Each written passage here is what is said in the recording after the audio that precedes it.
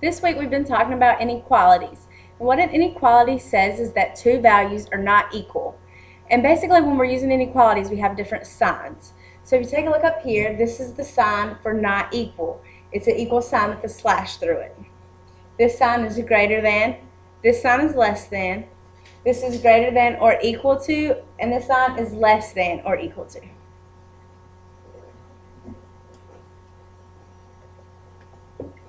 If we take a look at a few examples, this one says that 10 is greater than 5, and we flipped it around so it would read 5 is less than 10. This one states that x must be greater than or equal to 0. When it has the line underneath it, it means or equal to. So if we look at this example, x is greater than or equal to 0, we want to look at some possible values for x. So we know that x has to be equal to or greater than 0. So 0 will be an acceptable example because it's equal to 0. 1 would also work because it's greater than 0. 2, 3, etc. Anything greater than 0 would be a possible solution for x is greater than 0. We've also been working with graphing inequalities in class on the number line. So whenever we're using greater than or equal to or less than or equal to, we've been talking about we have a closed circle. So anytime you see this line under your symbol, you know you're going to have a closed circle. Whenever you have just greater than or just equal to without the line, it means you're going to have an open circle. And remember that your line on your number line is always going to point towards the way that your arrow is pointing. For example, we have x is greater than or equal to 6. So we know that we're going to graph 6. And because we have the line, that means or equal to, we're going to color it in. And it's greater than, so our numbers are going to go higher. Also, we're going to follow the way that the sign is pointed, which is this way. So this reads x is greater than 6. We're going to take a look at a couple more examples.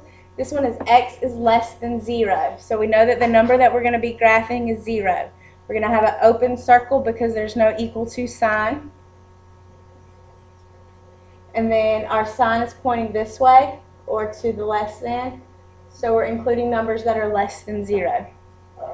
Our next example is x is greater than or equal to -5. So the number that we're going to be using is -5. I'm going to graph it right here at -5. And we've got our line underneath it, so we know we're going to color it in. We're going to go towards the way that our sign is pointing, which is this way, or to the numbers that are greater than -5.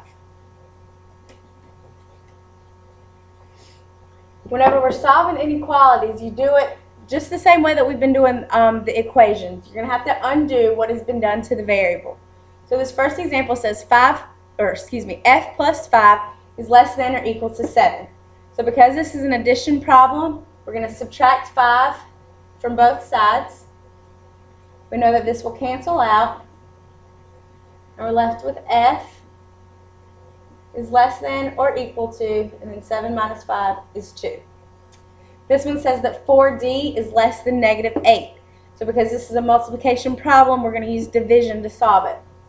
So we're going to divide by 4 on both sides.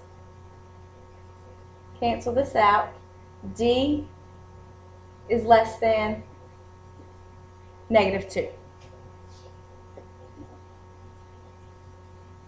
Now we're going to take a look at a couple real-world inequality examples. This one says that you must be 4 feet taller to ride the roller coaster. We know that you have to be 4 feet or taller, so we're going to use a variable x. You have to be 4 feet or taller, so you have to be greater than or equal to 4.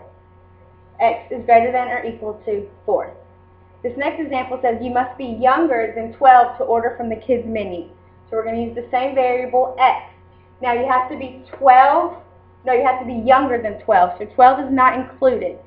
So you're going to have x is less than 12. To order off the kids menu, you have to be less than 12 years old.